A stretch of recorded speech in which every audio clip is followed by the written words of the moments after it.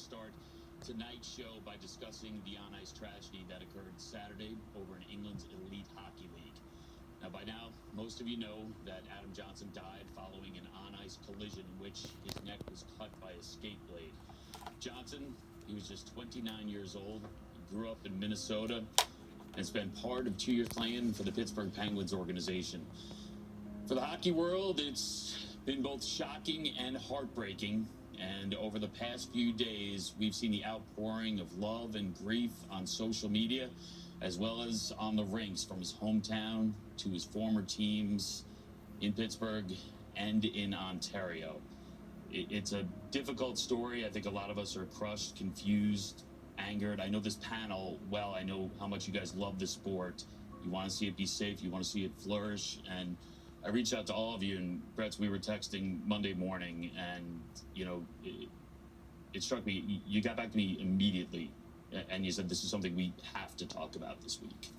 Well, it's just, first of all, such a sad story, not only for the Johnson family, but for the other player that sort of committed the so-called accident.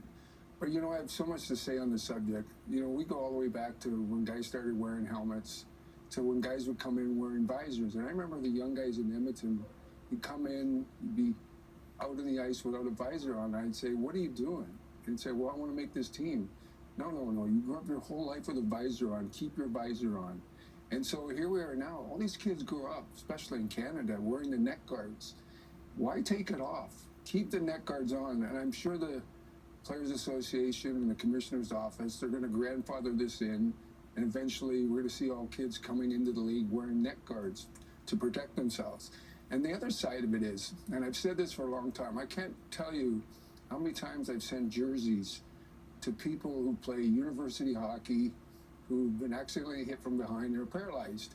And so I always said, you know, you can play the game hard and you can play it smart. It doesn't have to be body checking in every league. Let's be honest. Those kids playing in England are not going to play in the National Hockey League. Kids in university hockey in Canada, they're probably not going to play in the National Hockey League. So I think those are things we got to address all the way back to the grassroots of our game. And I'm sure you guys agree with what I'm saying. 100%. I remember thinking the same exact thing. I couldn't wait to get to the National Hockey League to not wear a cage like I played college hockey. And I was out there like the pros. And it wasn't until my last year, one of my second last years playing the National Hockey League, I was at practice playing against Ed Jovanovski in practice, and Jovo's stick came up. Accidentally hit me in the eye. I guess my daughter Michaela was born a few months before that, but I'm looking down and I can't see, and it's blurry, and I thought I lost my eye. Well, he sliced my contact lens. That's why I couldn't see, because I'm blind without contacts or glasses. But that was the reason why. And right away, Liam and Biz, I didn't hesitate. I put a visor on right away. But before that, I would always chirp guys, hey, step out of your car. What are you doing with the visor? And I came to my senses and said, you know, this is something that has to be done to make sure that you keep yourself safe. Yeah, this was obviously very devastating. I think as a result of this, I think that they have to advance and grandfather then, like you guys have said. And I think that, like, when you're a younger player, you know, you're coming up, you're like, oh, I can't wait to get the visor off, or cage for that matter, and the neck guard, because, you know, you think it's cool and it's masculine. And even when I was playing in the NHL and I started playing in the AHL, when I was sent down, I was forced to wear a visor down in the American Hockey League. And at first, you know, I hated it. I was like, oh, I don't like this. It doesn't look cool. I don't still have that tough guy image or whatever. I can't tell you the amount of nicks and things that visor saved me from when I was playing down in the American Hockey League. So with the advancement of technology and where we're at, and introducing Kevlar socks and wrist guards, I think it's probably time that we start the innovation process. And I know that you mentioned War Road has to get something there to protect, because with the not only the advancement of the game and all these other categories, the speed of it as well. And you're playing with knives on your feet, right? And with the speed of it, I think that it's a no-brainer to do this. A devastating injury, and it's colossal to the hockey family. Yeah, I can tell you that we know now the WHL will mandate neck guards starting Friday. The Pittsburgh Penguins organization, they're going to have their minor league teams wearing neck guards. That England Elite League that we were talking about next year, they will be wearing it. And listen, there'll be a development over the years, you know, studying these, making sure they're safe and effective. But you mentioned the speed, as we see the Pittsburgh Penguins statement here. You know, we watch a lot of games together, and I do think about how often we come away with just saying, oh, wow, like a replay shows like they got lucky. in that situation. And it does speak to the speed of this game. It feels like these accidents could potentially happen.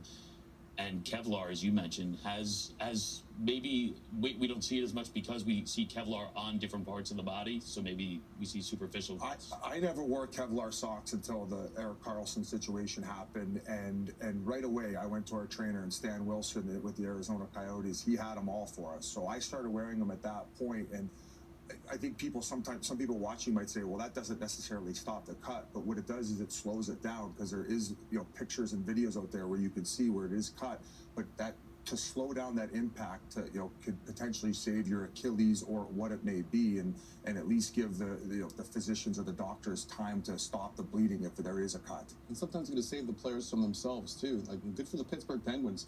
And my partner Alex Campbell, he texted me earlier today, said I just bought 30 net guards for our team, the Gladiators. So I think as an ownership group, we have to save the players and say, we'll take the decision out of your hands. We're going to make sure that you wear these things to keep yourself safe, because Biz mentioned, we think they were macho Gretz, but a lot of the times you got to step in and make decisions for guys. Yeah, and like I've said to you guys before, my first year when I came to the locker room, they told me to take my helmet off. And so times have changed, and these athletes today are so big, they're so strong, they're so fast. And nobody's out there trying to purposely hurt a player. But how many times you hear a coach say, if the guy's there, you got to go through him. You got to finish your check. The game's a physical game. That's one of the things that makes our athletes so special. They take a beating, and they still get up and they can come back the next shift. So, but we're always looking for player safety, and nobody knows the safety of the players better than the players who are playing today. I remember when I was playing, I used to say, gosh, guys who play in the 50s and 60s, they don't understand what we're doing out there. One of the things I talk about, and Bobby Orr's been a big advocate of this, to maybe slow the game down a little bit, bring back the red line, and slow it down to protect players, protect the defensemen. But those are questions you ask the players who are playing today, because they're in the game. Sidney Crosby knows, Gretzky knows, McDavid knows. They know what's best for their game. So let them sit down with the league and let's make some decisions that are going to protect the players more and more every night. Can't tell you at this point, the league and the Players Association starting to have talks to at least get net guards on the radar. So these things are starting, just the first of many conversations I'm sure we'll see. It's an issue that we're going to be discussing, I'm sure, many times over in the future. But right now, I think most importantly for this group, for everyone who works on this show here at NHL and TNT, we just want to send our deepest condolences and our deepest sympathies to Adam Johnson's entire family, his loved ones, his friends, his teammates. We'll be back in just a moment.